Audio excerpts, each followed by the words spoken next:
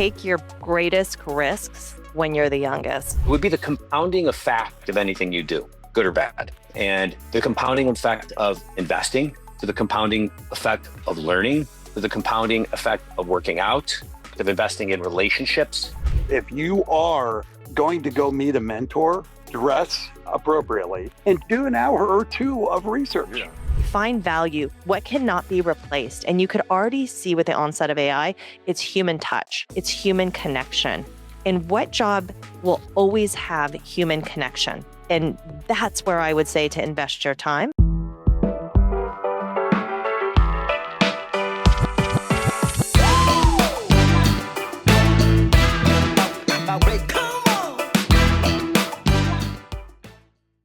Welcome to the show and welcome to episode 165, the last episode of season 6. And we're going out with a bang. We have what I call the Excellence and Entrepreneurship Party. We got 3 guests from past episodes: Shawn Baldwin, Nicole McMackin, and Mike Caito, episodes 1, 2, and 100, sharing our outlook on jobs, the job market, what it takes to get ahead, the future, and AI. Strap in. This is the season ender. Get ready for a good one. Share with your friends and subscribe for next year. Welcome to the Edge of Excellence. Wow, what an exciting day. 3 years in the making. You guys have all flaked out on me, I think, 3 times over 3 years for this wonderful episode, which may be the last episode ever. It definitely is the last episode of season 6. Thank you, Shawn, for coming off the beach in Cabo. You're on vacation. Thank you, Nicole, for putting that screensaver behind you. I know you're out ranching. By the way, 2 Cadillac Escalades to chase the cows. Not true. Fake news. Fake news. And Caito, who knows what you do every day? It's not Cabo. It's not a ranch, but whatever you usually do. Thank you so much for making time to share your wisdom. And I do have to say, these are my 3 favorite guests I've ever had, 165 episodes.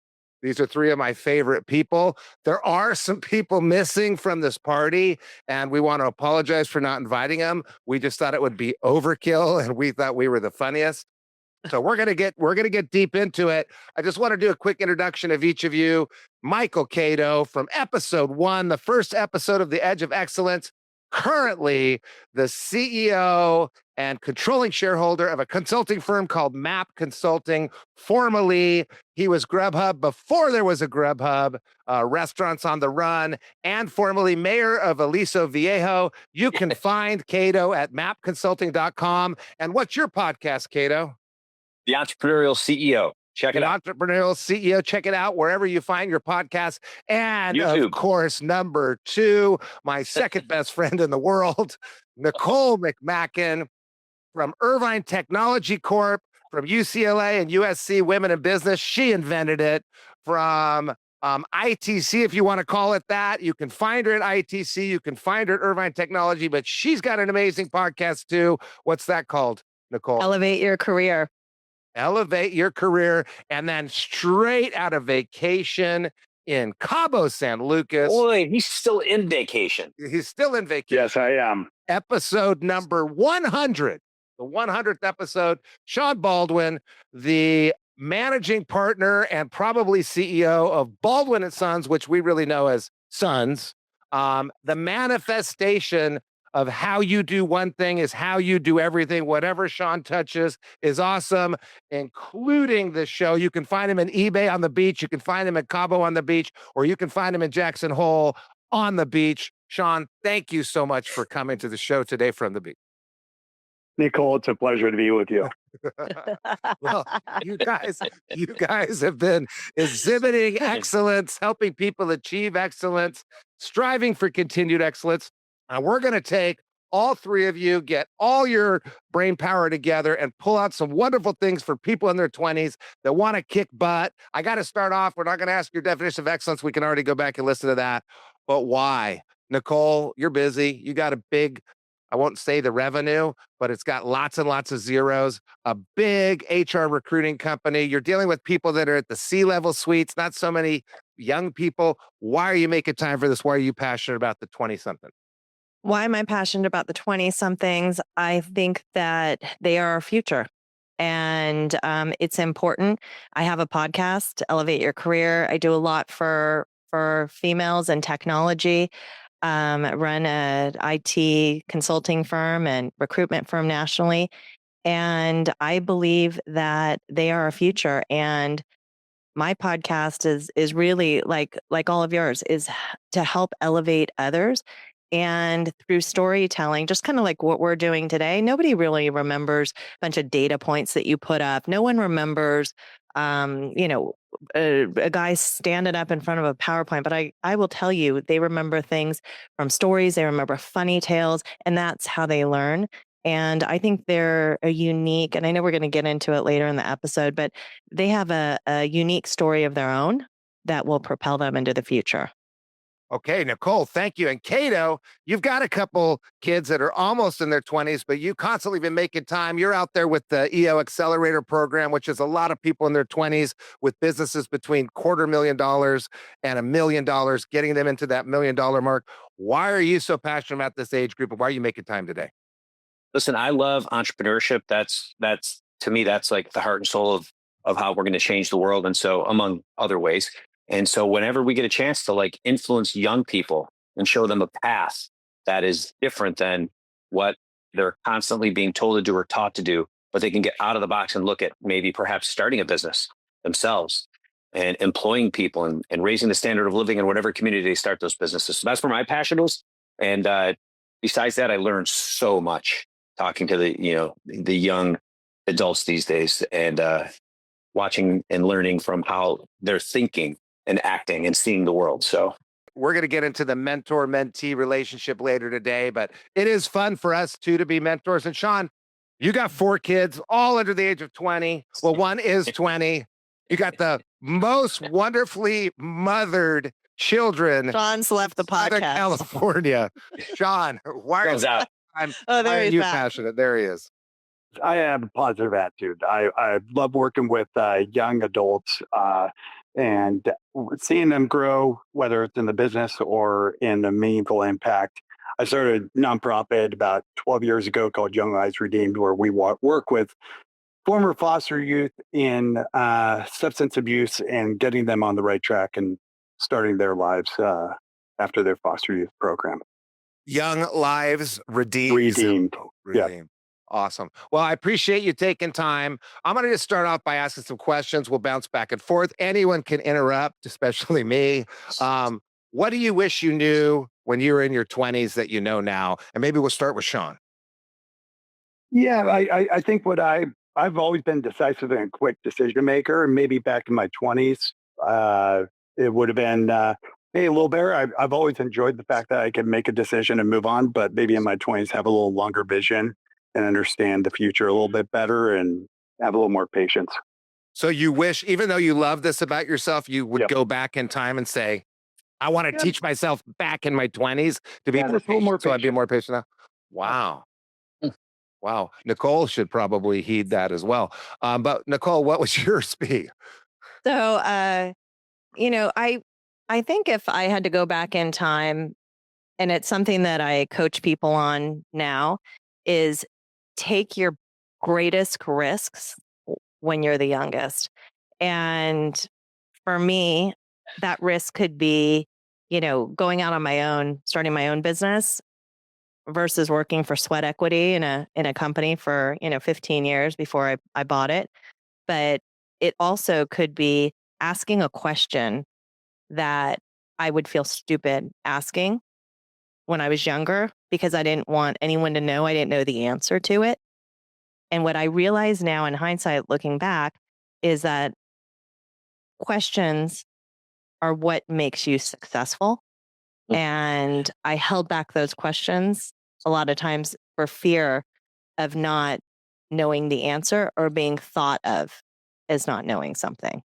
Do you think women in business hold back the question more than men in business based on 100%. And if you look at impostor syndrome and women versus men and who suffers the greatest, it's certainly women. And, I think our roles in society traditionally, we've kind of held back. And because it's a, a conundrum, a double, what do they call it? A double end conundrum. Is that, I'm saying it wrong probably. But, if we say something, if we come off in a way, we're potentially not perceived as either bright or, frankly, a not nice person. And so we have to be a little bit more conscientious in how we represent ourselves. And because I think there's a lot of judgment. Now, I'm not one of those to think, oh gosh, woe is women. But I also think, a lot of people, do white men have as much judgment, oftentimes as women do? It's just in different areas. So that was particularly my area. So you wish that you would have gotten over the imposter syndrome a little bit earlier in life, which you've mastered now, and that you would have had the freedom, giving yourself the freedom to ask more questions, and you would have I gotten did. ahead. And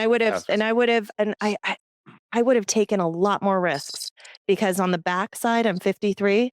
On the backside of things right now, I'm looking and I'm saying, my God, if I would have had the tenacity that I do now, that I did then, but the wherewithal to put it forward and take those risks. Like I tell my kids all the time, take the biggest risks that you can. You know this, all of you do. My son, is taking a stab at professional golf, and he's up in Canada right now, and trying to qualify in the PGA. And it's like, go now. You're 23 years old. You're not going to do it when you're 40. Do it now. And so, yeah, that's what I would have done. Helps So to Nicole, fly it. I got a question. Go ahead, So go. when did you what was that turning point for your imposter syndrome? When did you kind of go, yeah, I belong here? You know what? To be honest, I still always hold a little bit of it inside. But I'm more verbose. I know enough to ask more questions and just to step in. And I think it probably was in my 30s when I really started seeing early 30s, a lot of success. And the more I spoke out, the more questions I asked, the more not dominant, but unafraid. I started believing in myself more. I do believe, and there's been a lot of studies around this too, that regardless if you're a man or a woman, but having a partner, a spouse, a parent who stands behind you. And sometimes often I can speak for myself. I won't push myself as hard because it's easy to let myself down, but it's not easy to let my husband down. It's not easy to let my parent down. And so I'll sometimes do things in spite of myself for them because I'm such a people pleaser. And so I'll push through because other people believe in me, sometimes when I don't believe in myself. But it was in my early 30s when I started really finding my voice. Interesting question, Yeah. Shawn. Why did you ask it? I got to think guess. we all deal with it, right? all And have and for me, what really helped was in being in the organization we're all in, YPO. And when I did my interview, my dad started the chapter, is radically uncomfortable, and I had massive imposter syndrome. And it took me several years of being in forum and in hearing the highs and lows from a personal, family, professional, from all these members to understand that we're all dealing with the same thing in all three areas. And so it really was kind of in those late 30s, early 40s that I just realized and it basically got the confidence in myself that I belong at this table. Yeah, I thought maybe that's why you're asking, Shawn, because I think you're right. Everyone has this imposter syndrome, and we're slowly chipping away at it, but it's still a little bit there. It's all withered down because we chipped it, but it's always there. And you're speaking from the family business. You're coming into a family business with siblings and other relatives and got to come in and take a leadership role. I wonder if it's more prevalent in family businesses because what is it really, imposter syndrome? I'm not perfect. I'm going to make mistakes and people may judge me. That's what we're thinking about with imposter syndrome. Do you think it's worse in family businesses when you have to take over a multi-generational company? From the experience I have, I don't think so. I think everyone's trying to get a sale, everyone's trying to raise money, everyone's meeting in rooms with different individuals. So I don't think it's exclusive to. It's family interesting, business. Shawn. So, Reed, my husband, he's from a family business. Yep. And he's CEO and he runs the business, but it's taken all of 30 some odd years to get to that spot. And in YPO, we're all in YPO. I have some fellow, cohorts and forum members who are from family businesses, and they had shared, and I love your insight on this, but they had shared that they feel sometimes it's almost more difficult because of the parental relationship or the sibling relationship in the family business, and trying to make yourself distinct outside of how they think of you as, oh, there's Shawn, he's goofy, he's fun, he's this, he's that, because you already have that connotation. And then to try to prove to your own family that's grown up with you a breakaway, right? And I know that for Reed, for my husband, I don't want to speak for him, but of course I always do. But it was difficult. It was making that paradigm shift of I'm good enough, I'm different, see me differently, and hear me differently. And so I don't know if you felt that, but I could see that being a large constraint. Yeah, I think the unique situation I was brought in is I have two older brothers. And so it wasn't dad's son, it wasn't dad two sons, it was dad three sons. And so I think because when you get to the three, just like with kids, it divides it a little easier. And so because of that, I think my dad did an incredible job. He created silos for each one of us to work in, so there wasn't necessarily head to head competition. We controlled and worked in our silo, but at the end of the day, we also were focused on the big parent company. So we had brotherly combat, brotherly competition, but working with my dad as the parent company, I just think it's been a tremendous opportunity. I've talked to my kids about the opportunity that is in front of them.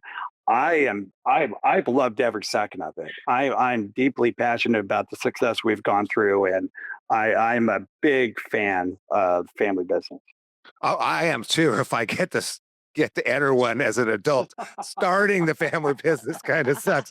But Matt's up for Shawn. Matt's up for adoption. I'm up for adoption. But I will say, I agree. Everyone's got imposter syndrome. We all have to fight through it. Whatever the background, whether you grew up with nothing, whether you grew up with something, whether you went to Harvard or whether you went to USC, we all have something that we have to. It's kind of holding us back that we have to get over. Caito, what about you? What do you wish? Is he on? Is he on the? Yep. Yeah, he's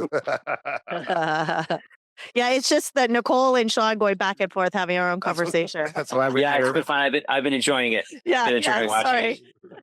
Hey, listen, just to finish up that point, we all get it. We all have that. You're right. And like, it took me until I met Shawn Baldwin to find my voice and as a leader. I didn't consider myself a leader growing up and even through college. And then once we started the business and I started to watch, I don't know if it was the impact I had on people, that people were willing to follow the vision, but that's when I started to really find my voice as a leader. But it took till I was in my early 30s to figure that out. But back to your original question that you're asking, Matt, which is what we wish we knew now or wish we knew then that we know now. It would be the compounding effect of anything you do, good or bad.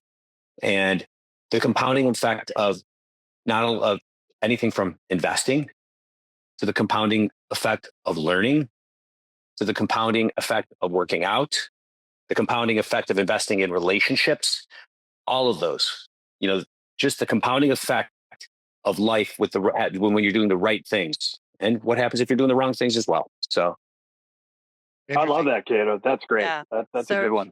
So true. So true.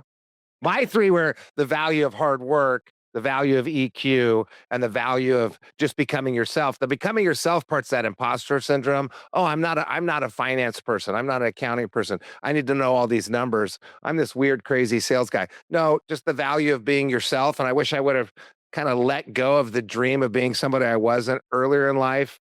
And then just the leverage of hard work and reading people. Thank you, Caito. Reading people at EQ. Which so goes with what go ahead, share them. What thoughts do you have? I was wondering, compounding effect of heavy drinking every day. What's your decision making around that, Caito? Oh, speaking of This episode, like all episodes, is sponsored. yes.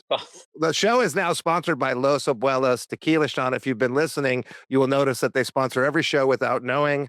Los Abuelos Tequila. It's just not just for breakfast. And you can only buy that in Mexico. You cannot find Los Abuelos in the No, you can't. Evidently, my kids can find it in my office because there's not much left. Oh my God. So Nicole, I'll have to get mine out then.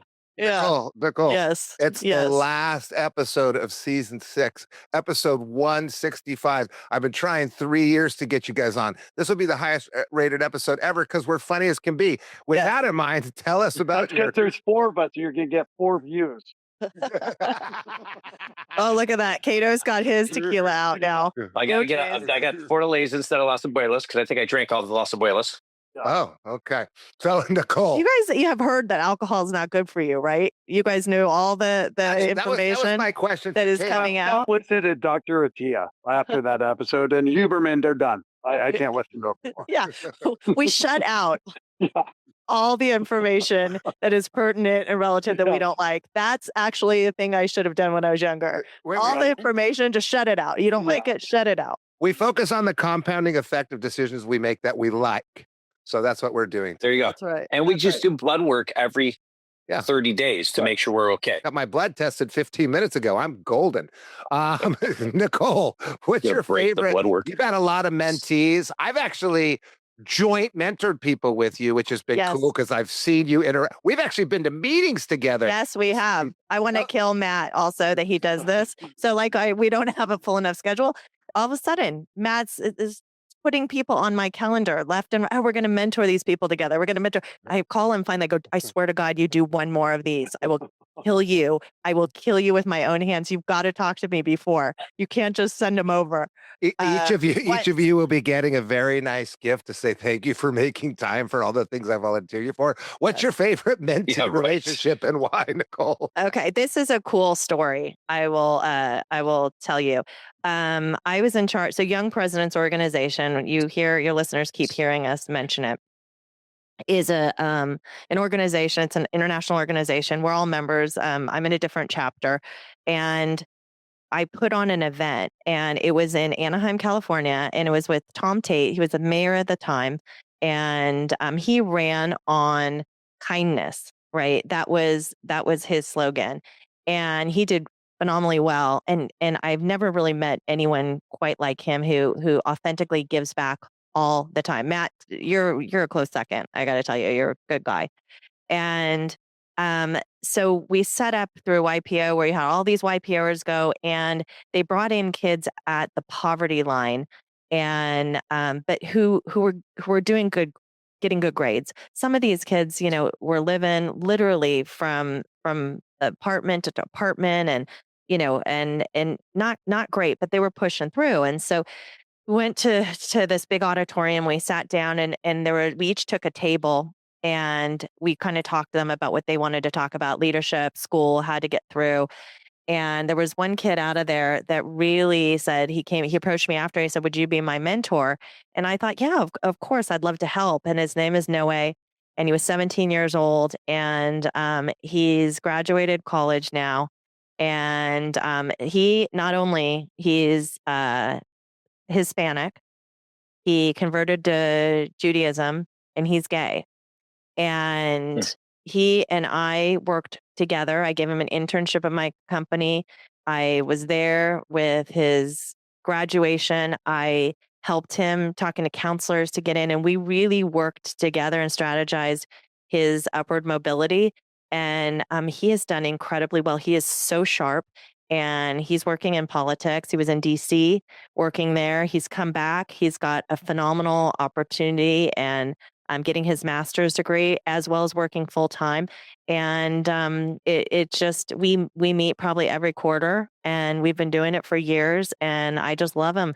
And I'm so happy to have him in my life. And that was my favorite. He's my favorite mentee.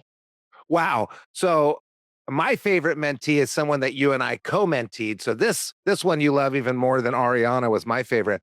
But what did he do to make the experience so rewarding for you? I mean, I'm thinking about the people listening right now. They want mentors. What did Noe do that made it like so fulfilling and made it your best mentee related? You probably had hundreds of them. I think he was so open to learning and grateful, right? Grateful for my time, thoughtful around questions, thoughtful around coming prepared.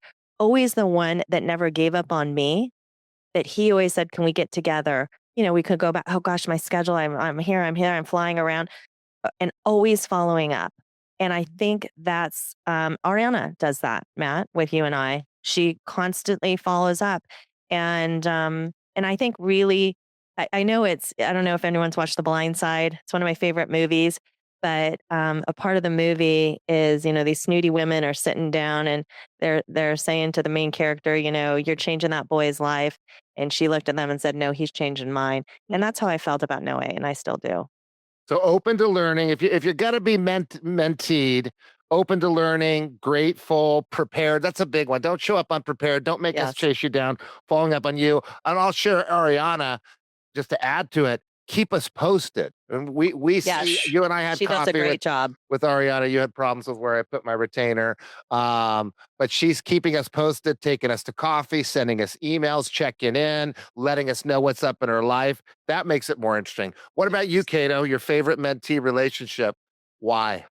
By the way, Alana, is that who you're talking about? Is that how you say her name? Ariana? Ariana. I met with her once before too. Oh, okay. Her follow-up is amazing. Yeah. She's incredible. Yeah, Matt's just, I mean, Shawn, you're probably in Cabo, so you're lucky. But he puts all these people on us all the time. He's had a few of them. By the way, many people that are on the call today is because I've asked them too many favors. Lisa's not here. I've asked her too many favors. You guys are on the low list of low list. Do you like that? Yeah. You're going to ask the least amount of favors. Right. Shawn, I've been carrying Shawn on my back for the last. Oh, yeah. Yeah. Caito. Such a heavy life. Besides Ariana, what's your favorite I'd one? say it's, you know, like once in a while I get asked from like YPOers to have conversations with their kids, which is always just a privilege to do. And a good friend of mine, Gary Green, you know, who lives in San Clemente, asked me to talk to his daughter, Taylor Green. And Taylor reached out to me, constantly following up, and she's in college at Chapman, and she's doing what I tell every budding college kid that's even thinking about entrepreneurship. I say, start a business in college. Start your business in college. I say, give me some equity. Of course. Always taking, Matt. Always taking. Shawn, what about you? Yeah, I'll go a little different spin. Cut me off there. We talked about all the positive impacts. I've had more than a fair share of individuals who've come to and wanted to meet, wanted to discuss real estate, and who either showed up radically unprepared. I'll just throw out like, hey, have you seen what we do as far as no. Have you been to my website? No. What is it? Whether they showed up on time, showed up a little unprofessionally dressed. And so if you are going to go meet a mentor, dress appropriately and do an hour or two of research. Yeah. Understand who they are, at minimum. As far as mentors, my dad has been an incredible mentor for me. He's shown me from as far as spiritually, as family and professionally. And when I'm talking to mentees, I just always in back of my head, I'm using my dad in thinking of what and how he would be answering this question. And Nicole, you're in the recruiting business. What Shawn's talking about when you're prepared and we open to learning, grateful, prepared, following up on you. That's the exact same as an applicant to a company. You're almost applying to be mentored by the company. To Shawn's point, what are you seeing as people go try to get jobs that they should never do? That's killing their chances. I'm frankly shocked by that, Shawn, like what you said, but we see it all the time, and we try to coach people. Show up dressed, always overdress versus underdress. Show up, understand. I mean, we go into detail. Not only look at them on LinkedIn, research articles about them, and then look at who is working at the company. Are they 20 somethings? Are they older? Where did they go to school? What do they have like each other that you could signal out? You could even dump the people from LinkedIn to Chat GPT and say, what's the commonality between all of these people, to give yourself a better opportunity to understand the hiring profile that people hire. So, all those things, but it's unfortunate. And I think, people who are not prepared do themselves a big disservice, right? And they're, preparing for not a great future. And if they have to take it as serious as they do if they were going for their dream job interview. They're going to know everything about the person interviewing them, everything about the company. And that's the way they got to treat this.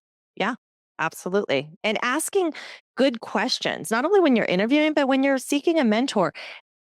You have two ears. I know this is one mouth, and it's ask questions and let people speak and understand. And sometimes, I was just reading this article by Adam Grant, that author, and he's done a lot of well-known books that you guys know of.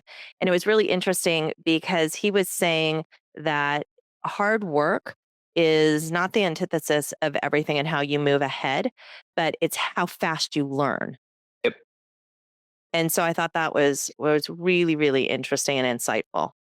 Yeah, the job search, the mentor search, the partner search, the banker search, let people speak. And you said in the beginning, the questions are what make you successful. Ask questions, let them speak, but be ready. You need to be prepared to be able to ask the right questions, because there are dumb questions. So Shawn, back to you again. You were Caito, you're not gonna be on this podcast, okay, just so you know, Caito. Okay. I'm good. I hear him talk enough. Yeah. I'm sure I have an hour with him later. Well, speaking of, I just want to commend Shawn, who is in Chileno Bay. And if you've been to Cabo, it's like the most premier place you could be in Cabo. And it's right on the water. And then there's sand there. There's sand and water. And Nicole is off in her fleet of Escalades, rounding up cattle from the window, calling at the cattle. Today, somehow, the two of them showed up looking like they're at work, fully dressed. Caito, on the other hand, is at work and showed up like he's in Montana or Cabo. Exactly.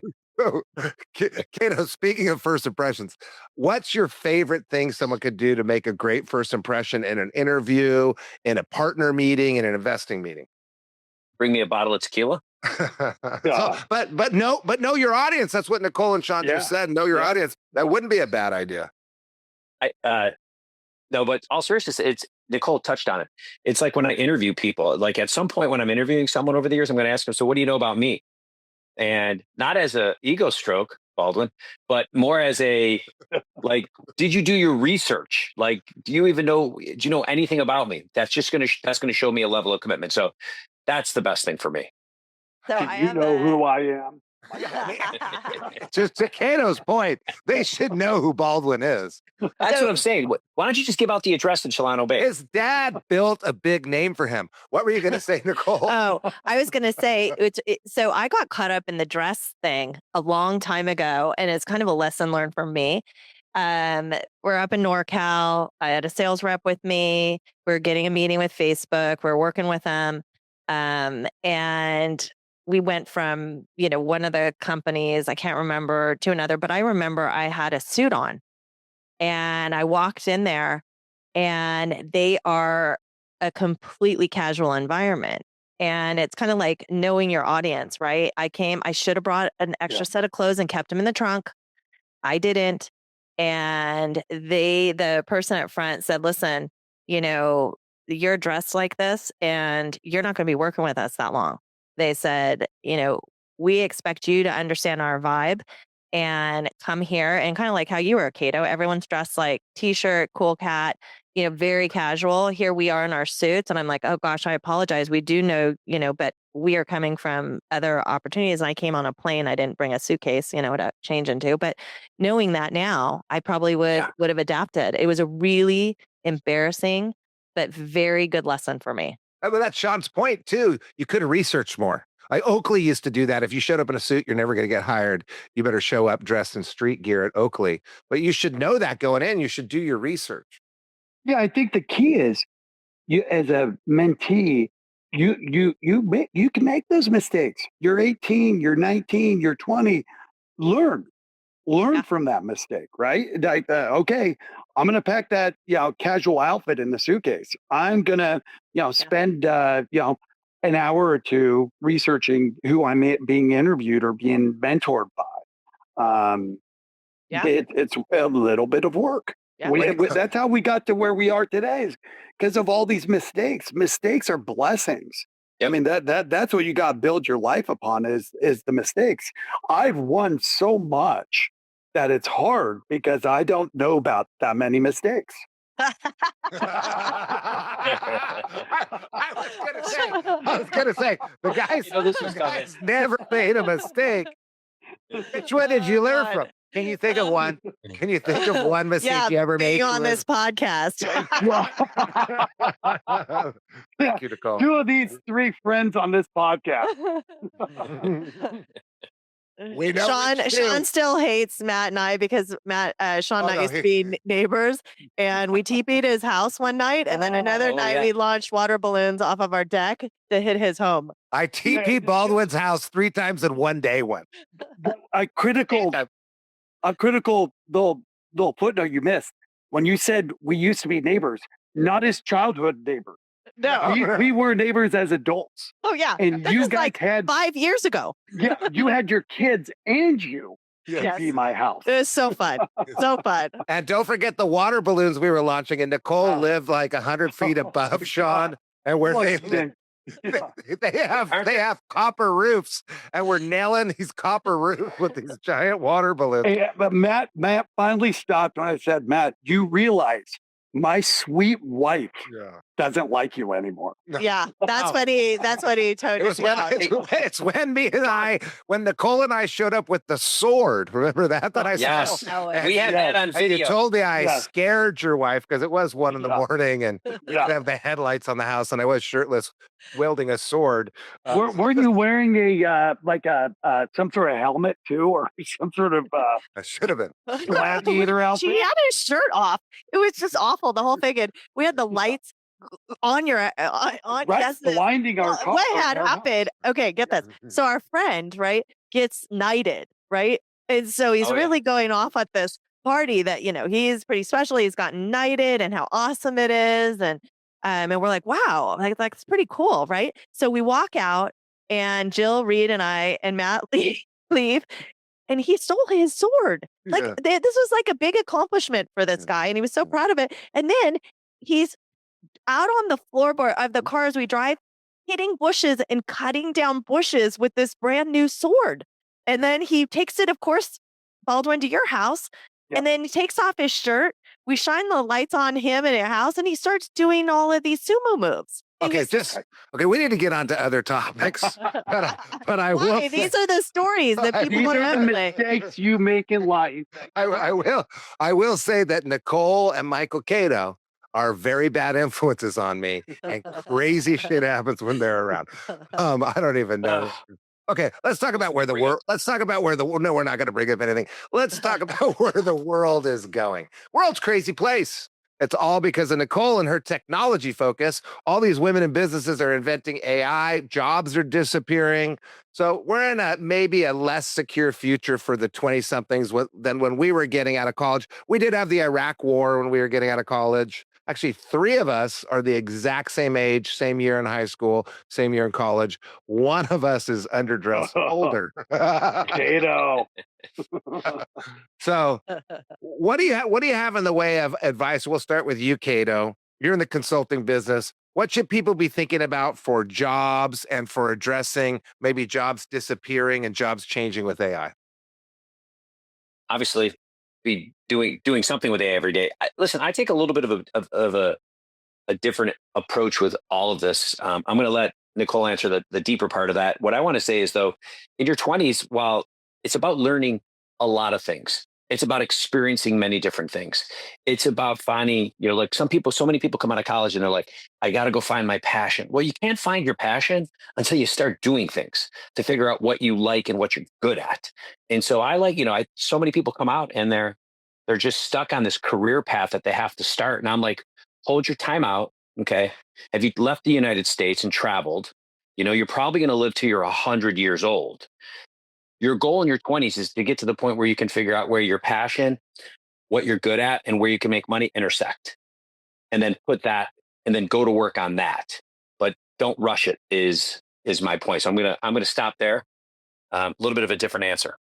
Yeah, I love that, Cato. What I would add, because I did the entrepreneur program at SV, and my professor Mac Davis, well, he said to us, he gave us kind of our career path, and he said, "You're going to graduate, and your 20s are all going to be about self development.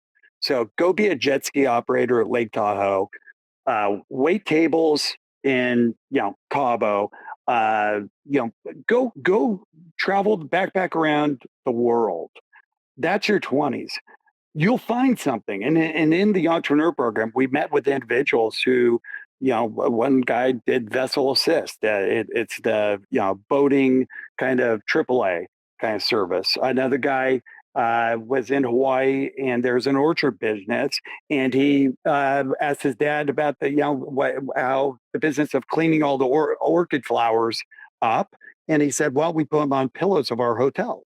And so created a business out of nowhere. Oh, And wow. so that was our what would be our 20s. And I think that was exactly what you were saying, Cato. I would tell the 20-year-olds now that what they got to be those off their phone. They got to be off of the doom scrolling. And I get it, you got to do that. But I think their 20s, you have to develop that personality. You have to develop how to communicate amongst each other and with older individuals who you're either going to be borrowing money, getting a job, or working with. You got to have those communication skills. That's a good point. I have That's a people good that point. work in my college works business. They all set their goals, and we do this life coaching with the top tier, and they're setting goals to limit their amount of time on the phone. Late at night, a lot of them are not getting on the phone. During the day, they're limiting. They could set apps on their phone to limit. You think about the conversations you've missed, the reading you've missed, the thinking you've missed, the experience you've missed by looking at reels of other people doing weird stuff. I mean, it's just such a time suck. Nicole, what's your answer? Because you're the deepest in this. Well, I think it's a difficult answer, and I'll try to approach it in maybe a couple of ways. So if you look the 20 somethings, right? If you look at, this group, chances are that, COVID had a major impact. You have kids that were graduating from high school and prom, missed their high school graduation, missed their prom, missed their in the 20 somethings their college graduation. I know my son the first year basically was sequestered. He was labeled his first year of college he was able to go on campus, but because he was an athlete, but a lot of other kids they missed their first year. And I think it's the 20 somethings seem to reinvent themselves, right? I think they're highly technical. And that's why, Shawn, to your point, get off your phone, get off your phone, get off your device. But that's in their formative years, or at least some of them, they've grown up with that because of COVID.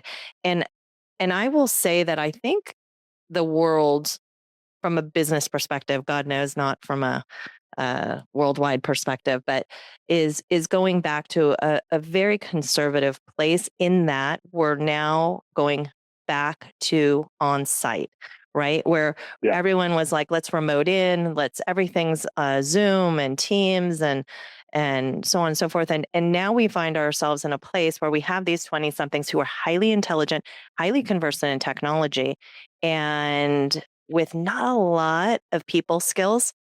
And so we're bringing them back in. And in fact, it's really interesting because a lot of people in their 20s that we're putting out to work, they want to be on site because they need to learn. They need to learn how to communicate, ask questions, be risk takers, everything that I talked a little bit about.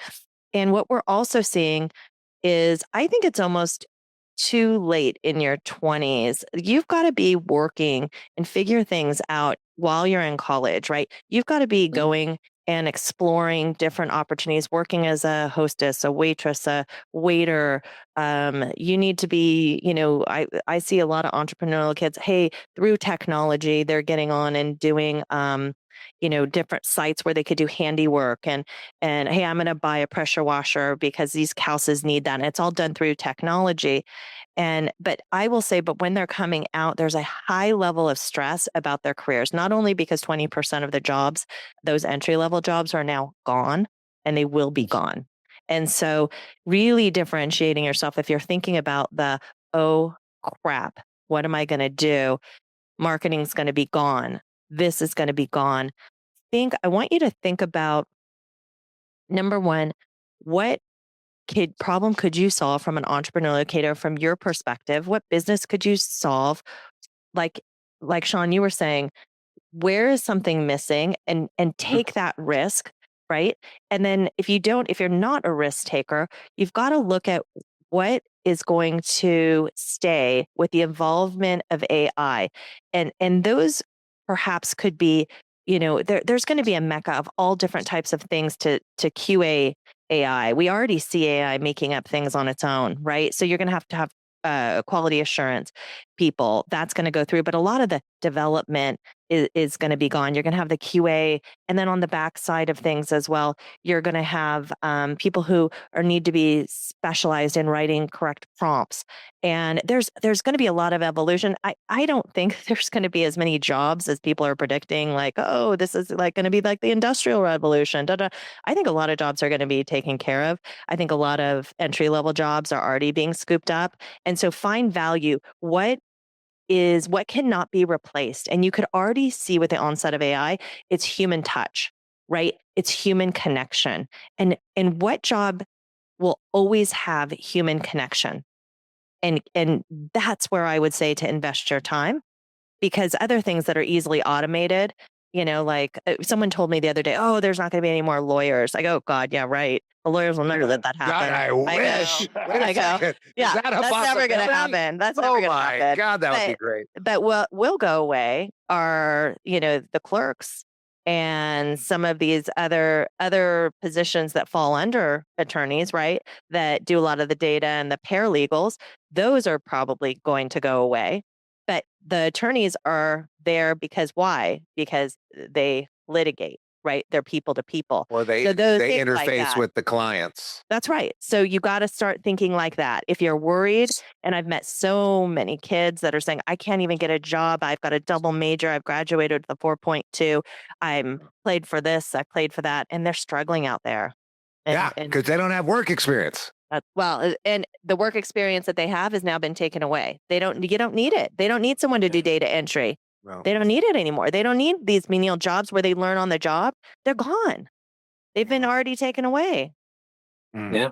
I'll tell you, Nicole, there's one area though that seems to be expanding and growing, but not as sexy or appealing to college graduates. And that's the trade industries. Totally. You nailed it. They're just booming, blowing up. We don't have the right people.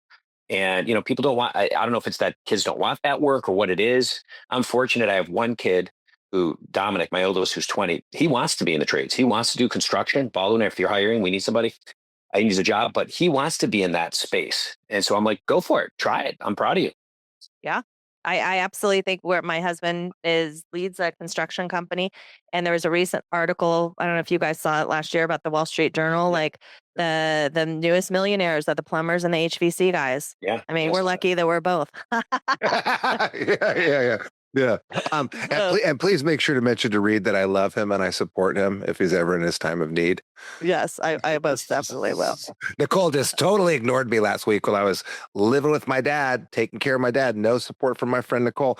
Shawn, what do you think about what they're talking about? The people, I always think of it as know how to work the machines. But they're saying, no, it's not know how to work the machines. You already figured that out with your phone. Know how to work with the people. What's your take in real estate? Well, I look at my business, and that entry level 20% is gone, right? Because of technology. That the idea that we can bring in on the home building land development side, and the entry level position has been gone. So it's something I'm hearing the same thing from the HVAC plumber. The trade side is there's a 20-year gap. You have all these baby boomers who had all these businesses that are now at that age that they're selling or are ready to move on. And so there's a demand for the 20, 30 something year old entrepreneur to take care of what could be a very lucrative, fulfilling job. Well, even working in the trades, right? I could speak to HVAC and plumbing. But in the union, right? These guys they're training and they're coming out and they are making a ton of money, a ton. I'm telling you, people who come in after college and are working for me are not making that much. No. I mean, they're making $100,000 their first year, and they're going up, and they get vacation holiday, and they're working for the unions. But then taking that and learning and saying, "Hey, I'm going to save up, and then I'm going to go with a partner, and I'm going to start my own deal." Yeah. Right? I'm going to do that and take, like Shawn, to your point, the entrepreneurial side of it. Yeah. I mean, all day long. Have you had That's where it's intersecting. That's the intersection, Nicole, is people that are willing to take that. That's where all of this comes together, because the entrepreneurship opportunities, especially from an M&A perspective, and some of these small businesses that are mom and pop that haven't layered in any technology, once you learn a trade, you have the ability to start looking at buying one of them and building it. Yep. So have you guys had the experience of bringing in somebody in the 20s? And I'm talking somebody that's well prepared. They've had lots of jobs. They've got a great resume, and you're hiring them for maybe that entry level position that doesn't exist anymore, and just cut them loose. And what I'm talking about is I'll bring people in, and I'm still making Excel spreadsheets, and I'm writing my own emails, and I'm creating, PowerPoints, and I'm spending all this time. Yeah, boomer. No, I'm Gen X. And I bring people in, and they're boom, boom, boom, boom. They know all the tools. I'm spending 5 hours tomorrow with some pretty high level CEOs. You guys know Scott from Oakley, and you guys know Joe John from Goldman Sachs. We're all learning how to use AI tomorrow. This is our third installment of our AI class, where we're going to sit down for 2 hours all together and learn AI. I notice when I bring these young people in to whatever entry level jobs we have, they know how to do things way better than I do. Right. Yeah. Oh yeah. Not even close. And if they have the people skills, if they've gone and worked the counters at the restaurants or the stores, they've done some sales or knocking on doors, they've got the people skills, and they know how to work the machines. It's pretty amazing. Have you experienced that, Shawn? We're doing that right now. We have an apartment management business that we're bringing in. That's where our youth is, and what we're seeing what they're able to do. You're absolutely right. Whether it's the ChatGPT side, AI, it's impressive what they know. It's very impressive. Yeah.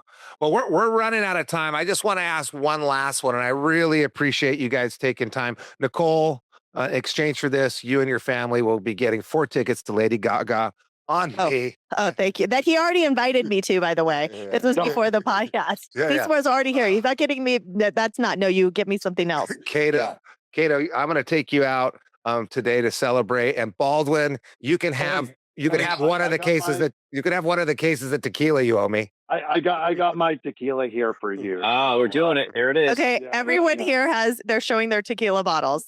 Every single person. And they're all the same because they're all the same. There. We were there together. I don't know if you know this, a few months ago. But Shawn and I planned these wonderful trips together that he takes credit for. And one of these trips that we planned collectively, about 50-50, was Shawn taking us down to tequila to meet the makers and try all this tequila. And when Matt says he helps in the planning process, he elects me, and then he's done. Yeah. I know this. I had to go. I went through a lot of grief. Just like this. Hey, exactly. Here's my advice to the 20-somethings. Figure out how to manipulate people. Matt's made a life out of it. Is there anything, you guys all did episodes, episode 1, episode 2, 100, the 3 episodes I recommend the most. Anything you wish you would have said on your episode that you get a chance to say now? And here's to you guys while we do it. Nice. You know what I- Or what I would just like to reinforce is give back. We talked about trying to find a job in this, trying to find opportunities, development, growth. One area that volunteer, work with nonprofits. There's plenty of opportunities in the nonprofits. I'm not saying as a 40-hour week job, but on the weekends, be a big brother, be a big sister. There's plenty of opportunities on the philanthropic side, and it will absolutely make your heart grow and give a lasting impact. And by the way, all of us met while volunteering. Yeah. We're all so tight. We're all Right. so close. Yes, we did. Because That's we true. came together and donated our energy to something else. You figure out what the values are of people too. It's a great place to meet friends, volunteering, because they got good values like you. What about you, Nicole? Shawn, I think that's such a great point. I really do. And especially for people out there that are looking for jobs. And I said on my first podcast, Matt, and I really believe is your network is equivalent to your net worth. And I don't mean like you knowing a million people. It's more important for people who know you than you knowing them.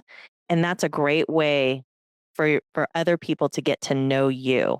And that will really help set you up while you enjoy and make some good connections.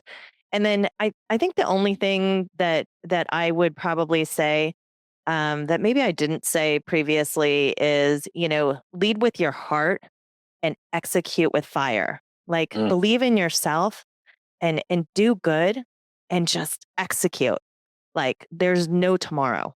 And Yep. I think that'll really bode well throughout your life. Wow. What about you, Caito? I'm just reflecting on this whole conversation, and there's a couple things that Nicole and Shawn said that really resonated with me. One of them was one of you said, "Be curious," and that was so important. And then I don't know which one of you also talked about learning and continuing to never stop learning. Those things really resonated with me. So what I was going to say, unfortunately, I don't know how in the world this happened, Nicole, but you actually said exactly what I was going to say. Your net worth is your net worth. Yeah. And I just can't believe that's so funny. I wrote it down. Your network is your net worth, Mr. Tequila. Yeah. Okay. Your network is your What he meant. You don't have to insult him, Matt. Leave the insulting for us. Leave the insulting for us about you. Okay. You're right. Sorry. You know what? I will Caito owes that dinner too. It's not just Matt. Nicole, Caito owes that. Yeah, that's true. I'm drawing a blank on the name of the book, but it's a Clayton Christensen, the Harvard professor who talked about disruption and wrote that book. He then later, towards the end of his life, wrote a book that was really geared towards 20 kids coming out of college. And I'm just drawing a blank on it, but Clayton Christensen. And it's a great book that just puts everything we just spoke about in perspective, with some research behind it. So I'd recommend that for anybody, any of the kids that are listening, if anybody listens to this podcast besides us. Thank you guys for that ringing. 5 listeners. That's it. It's not about you. 4 of them. 4 of them are all on this call. We can look at rankings. Oh, here we go. They saw that Baldwin and Caito around here. I was like, The rankings are measured by listeners, by the way. Well, I want to say thank you to Nicole for taking time away from wrangling those cows with that team. And the window was down when I was yelling at the doesn't count as being a cow person if you have 3 white Escalades driving down a street with other people doing the cow stuff. Which, Shawn, I want to thank you for coming off of your ranch in Wyoming where you don't do any cowboying and coming off the beach where you don't do any working to share your wisdom. And Caito, I'm 2 drinks in. You got to come pick me up. I'm so glad we record these at 9 a.m. and not like 3 in the afternoon, because that way I can go back to work. But thank you guys so much for sharing your wisdom. Thank you for sharing your excellence. And thank you for being excellent friends and coming on the Edge of Excellence today.